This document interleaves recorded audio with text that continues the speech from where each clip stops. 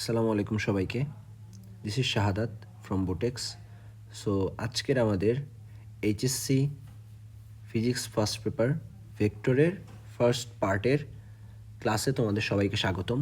So আজকে আমরা ভেক্টরের যে সকল টপিক নিয়ে আলোচনা করব সেটা হচ্ছে ভেক্টরের কোণ বা অ্যাঙ্গেল নির্ণয়, ভেক্টরের রেজাল্টেন্ট বা লব্ধি নির্ণয়।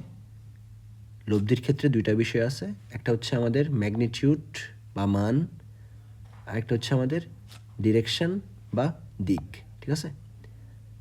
এবং এর পাশাপাশি আমরা একটি ভেক্টরকে দুই বা ততোধিক ভেক্টরে বিভাজন করার বা সেপারেট করার বা ভাগ করার যে উপাংশের ব্যাপারটা বা কম্পোনেন্টের বিষয়টা, এটা সম্পর্কে জানবো। ওকে, সো চলো আমরা আমাদের ক্লাসটা স্টার্ট করে দিই। ফার্স্টে হচ্ছে আমাদের কোণ নির্ণয়ের যে ব্যাপারটা বা অ্যাঙ্গেল নির্ণয়ের যে ব্যাপারটা আছে এটা নিয়ে আলোচনা করি। সো ফার্স্ট অফ অল, দুটি ভেক্টর সাপোজ দেওয়া আছে, আমি তোমাদেরকে একটু এক্সাম্পল দিয়ে বুঝাই।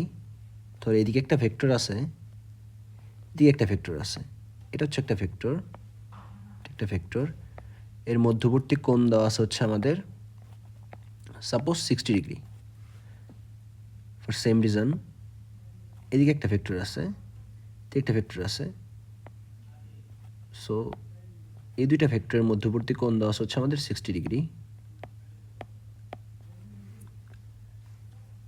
আর হচ্ছে আরেকটি ভেক্টর আছে, এদিকে একটি ভেক্টর, এদিকে একটি ভেক্টর, এদের মধ্যবর্তী কোণ দেওয়া হচ্ছে আমাদের 60 ডিগ্রি। এখন আমি যদি তোমাদেরকে বলি যে আদৌ কি সবগুলা ভেক্টর বা সবগুলা যেই অ্যাঙ্গেলগুলো আমি দেখাইছি সবগুলা কেসে, ফার্স্ট সেকেন্ড থার্ড কেসে, ফার্স্ট কেস বলি এটা আমি, সো ফার্স্ট কেসে, সেকেন্ড কেসে, থার্ড কেসে সবগুলোর ক্ষেত্রে কি আমার অ্যাঙ্গেলগুলো সেমি কিনা বা 60 ডিগ্রি করেই আছে কিনা, বা অ্যাঙ্গেলগুলো বুঝবো কীভাবে, ঠিক আছে। সো এই বিষয়টা যদি আমি আলোচনা করি ফার্স্টে, সো দেখা যাচ্ছে এই যে পয়েন্টটা আছে, মাঝখানে যে পয়েন্টটা আছে, এই যে এখানে যে পয়েন্টটা আছে, তিনটা ক্ষেত্রেই যে পয়েন্টগুলো আছে আমার, এই পয়েন্টের মধ্যে দেখা যাচ্ছে অ্যাঙ্গেল নির্ণয় করার জন্য আমাদের যেই বিষয়টা সম্পর্কে জানতে হবে ওইটা হচ্ছে যে আমাদের একটা নির্দিষ্ট পয়েন্টে বা সার্টেন একটা পয়েন্টে আমাদের ভেক্টরগুলো আসতে হবে বা মিলিত হইতে হবে বা মিট করতে হবে। দুটি কন্ডিশন, মিলিত হওয়া বা মিট করা, আরেকটা কন্ডিশন হচ্ছে আমার বিচ্ছুরিত হওয়া বা এমিট করা। বিচ্ছুরিত হওয়া বা এমিট করা।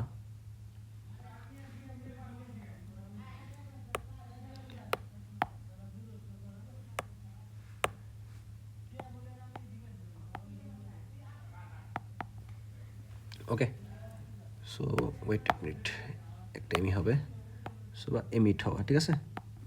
সো এই দুইটা বিষয় থেকে যদি আমরা খেয়াল করি যে আমাদের এইখানে সেকেন্ড কেসে যদি আমি খেয়াল করি, আমরা দেখতে পাচ্ছি যে একটা বিন্দুতে বা একটা বিন্দু থেকে রশ্মিগুলো বিচ্ছুরিত হচ্ছে বা ভেক্টর যে রশ্মিগুলো আছে এগুলো বিচ্ছুরিত হচ্ছে, একটা এইদিকে আরেকটি এইদিকে।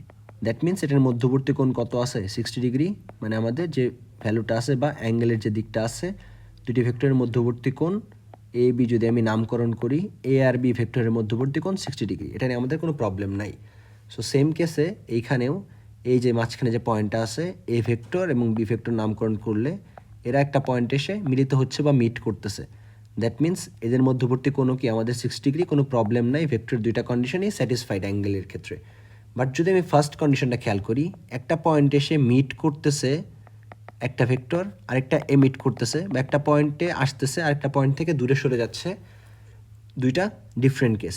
সো অবভিয়াসলি আমাদের কী করতে হবে, এর মধ্যবর্তী কোণ 60 ডিগ্রি বলা যাবে না, আমার কী করতে হবে, ভেক্টরটাকে যে কোনো একদিকে এক্সপ্যান্ড করতে হবে, যে কোনো একটা ভেক্টরকে।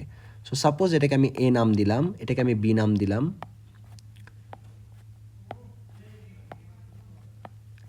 সো এই যে আমাদের বি ভেক্টরটা আছে, এটাকে আমি যে কোনো একদিকে এক্সপ্যান্ড করি বা বর্ধিত করি।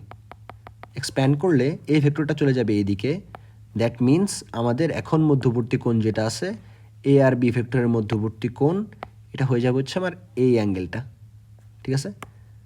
দ্যাট মিন্স আমাদের এই অ্যাঙ্গেলটা হচ্ছে এ আর বি ভেক্টরের মধ্যবর্তী কোণ। তার মানে কত হবে, একটি সরল কোণ থেকে 180 ডিগ্রি থেকে 6 ডিগ্রি মাইনাস, দ্যাট মিন্স হচ্ছে আমাদের এ আর বি ভেক্টরের মধ্যবর্তী অ্যাঙ্গেল হচ্ছে 120 ডিগ্রি। বিষয়টা বুঝতে পারছি সবাই আশা করি। সো আমাদের এইখানে যে অ্যাঙ্গেলের ব্যাপারটা আছে বা মেইন যে আমাদের বিষয়টা চলে আসছে কোণ নির্ণয়ের ক্ষেত্রে, সেটা হচ্ছে একটা পয়েন্টে মিলিত হইতে হবে বা একটা পয়েন্টে মিট করতে হবে, অথবা একটা পয়েন্ট থেকে বিচ্ছুরিত হইতে হবে বা এমিট করতে হবে। সো এই কেসে হচ্ছে আমাদের দুটি ভেক্টরের মিডলে যে অ্যাঙ্গেলটা আছে বা কোণটা আছে এটা বের করা পসিবল, ঠিক আছে। সো আশা করি সবার কাছে বিষয়টা ক্লিয়ার। সো আমরা আমাদের নেক্সট টপিকটাতে চলে যাচ্ছি, এটা হচ্ছে ভেক্টরের রেজাল্টেন্ট বা লব্ধি নির্ণয়, লব্ধি বা রেজাল্টেন্ট। ওকে, সরি, লব্ধি বা রেজাল্টেন্ট। সো এই কেসে আমাদের যে বিষয়টা আছে সেটা হচ্ছে দুটি ভেক্টরের মিডলে যেই রেজাল্টেন্ট বা লব্ধিটা বের করতে হয়, এই লব্ধি বের করার জন্য আমাদের ফার্স্টেই অবশ্যই 2 বা তার চেয়ে বেশি ভেক্টর থাকতে হবে। সো সাপোজ এখানে একটি ভেক্টর আছে, এই ভেক্টর হচ্ছে আমার এ ভেক্টর, এখানে একটি ভেক্টর আছে, ভেক্টর হচ্ছে আমার বি ভেক্টর, বা আমি পি কিউ আকারে নাম দিই, যেভাবে আমরা ফর্মুলাতে শিখে থাকি এভাবে নামকরণ করি। সো পি একটি ভেক্টর আছে, কিউ একটি ভেক্টর আছে। সো এই দুইটা ভেক্টরের মধ্যবর্তী কোণ হচ্ছে আমার দেওয়া আছে অ্যালফা, ঠিক আছে, অ্যালফা দুটি ভেক্টর দেওয়া আছে। সো এইখান থেকে এই দুইটা ভেক্টরের মধ্যে দিয়ে আরেকটা ভেক্টর, এখন এই ভেক্টরটা কি তৃতীয় আরেকটি ভেক্টর? না, তৃতীয় আরেকটি ভেক্টর না, এটা হচ্ছে আমার এই পি ভেক্টর এবং কিউ ভেক্টর, এই দুটি ভেক্টরের সমন্বিত একটি দিক বা কম্বাইন্ড একটি ডিরেকশন, যেটাকে আমি রেজাল্টেন্ট বা আর নাম দিচ্ছি। এখন হচ্ছে কেন আমি এখানে কম্বাইন্ড ডিরেকশনটা বের করতেছি, কারণ হচ্ছে সাপোজ আমি কোনো একটা ব্লককে বা কোনো একটা ইটকে ধরে আমি এবং আমার এক ফ্রেন্ড, বা ধরো আমি এবং যে দেখতেছো তুমি, দুজন মিলে দুই দিকে টানতেছি। সো আলটিমেটলি এটা আমার দিকেও যাবে না, তোমার দিকেও যাবে না, যদি দুজনের প্রয়োগকৃত বল বা যে ফোর্সটা আমরা দিচ্ছি এটা যদি এমনভাবে ক্রিয়া করে যে দুজনের বলের মান মোটামুটি কাছাকাছি, তাহলে এই বলটা বা এই যে ব্লকটা আছে, ইটের ব্লকটা, এটা হচ্ছে আমার তোমার দিকেও যাবে না, আমার দিকেও যাবে না, মাঝখানে বা ডিরেকশন ওয়াইজ কোনো একদিকে পাস হবে। সো এই যে মাঝখানে কোনো এক দিক দিয়ে চলে গেল, এটা হচ্ছে আমার কি, এই ব্লকটার লব্ধি দিক। বিষয়টা বুঝতে পারছি আশা করি।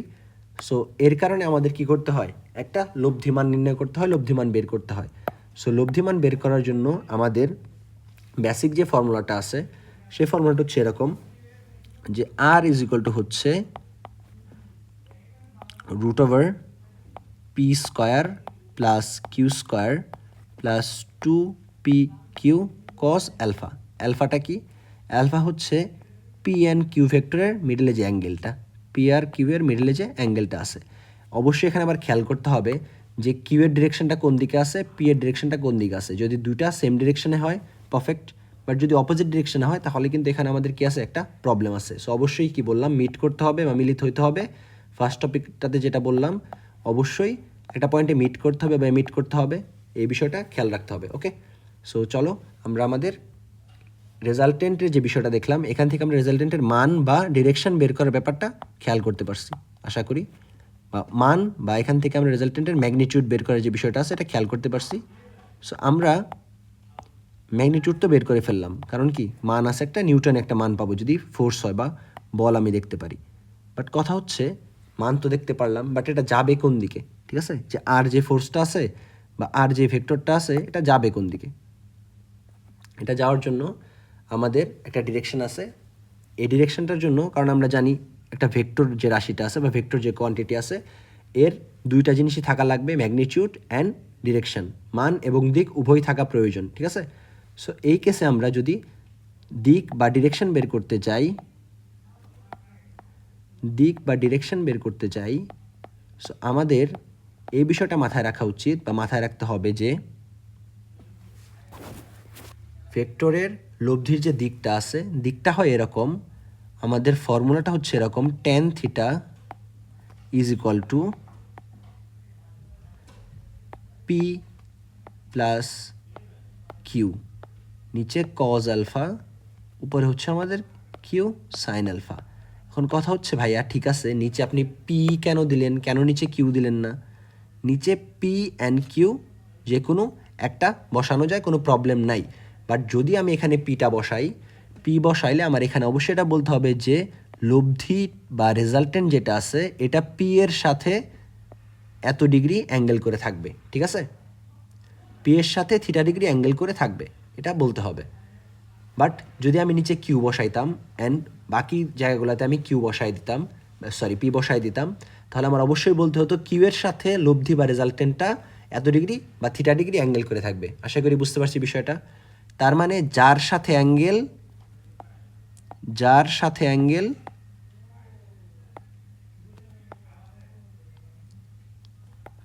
সে হচ্ছে সিঙ্গেল। বুঝতে পারছি? আশা করি সবাই জিনিসটা ছন্দ আকারে মনে রাখতে পারবো। যার সাথে অ্যাঙ্গেল সে নিচে সিঙ্গেল আকারে বসবে, ঠিক আছে? তার মানে থিটা হচ্ছে আমার পি এর সাথে লব্ধির বা রেজাল্টেন্টের অ্যাঙ্গেল। বুঝতে পারছি বিষয়টা?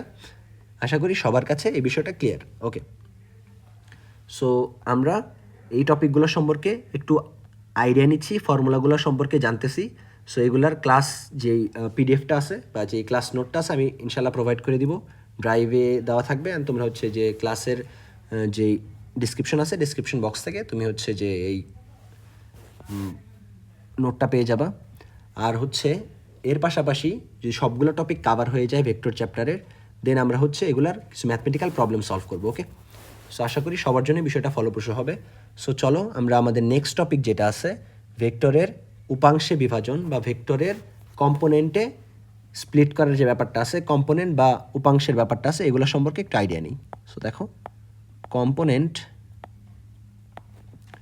বা উপাংশ। ওকে, সো আমরা জানি, একটু আগে আমরা খেয়াল করছি একটা বিষয়, সেটা হচ্ছে দুই বা ততোধিক ভেক্টর যদি একটি পয়েন্টে কাজ করে, তখন আমরা কি করি এই বিষয়টাকে, যে একাধিক ভেক্টর একটা পয়েন্টে কাজ করছে, সো এটার আমি একটা লব্ধি ভেক্টর বের করে নিছি। সো দেখো, খেয়াল করো যে একটা পয়েন্টে একটা বস্তু আছে, এর উপর একটা ভেক্টরই কাজ করতেছে, যে কোনো একদিকে একটা ভেক্টর কাজ করতেছে। সো ধরি এটা হচ্ছে আমার আর ভেক্টর কাজ করতেছে। সো আমি আর ভেক্টরকে দুইটা ডিরেকশানে বা দুইটা দিকে বা দুইটা অক্ষ বরাবর বা দুইটা এক্সিসের দিকে আমি কি করব, ভাগ করে দিব বা বিভাজন করে দিব বা স্প্লিট করে দিব। তাহলে আমার কি হয়ে গেল, উপাংশে বিভাজিত হয়ে গেল।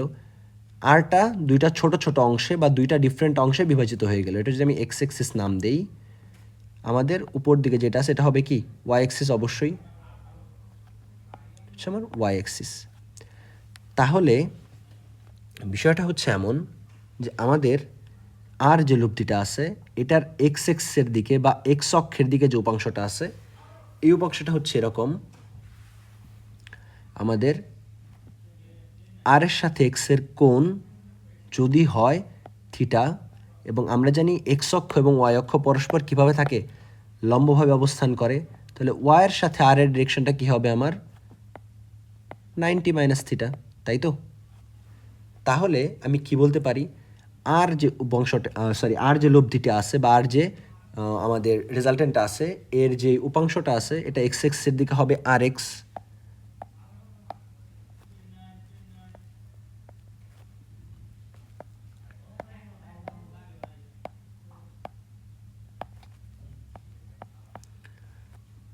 Component in x axis. So বিষয়টা কি দাঁড়াচ্ছে আমাদের,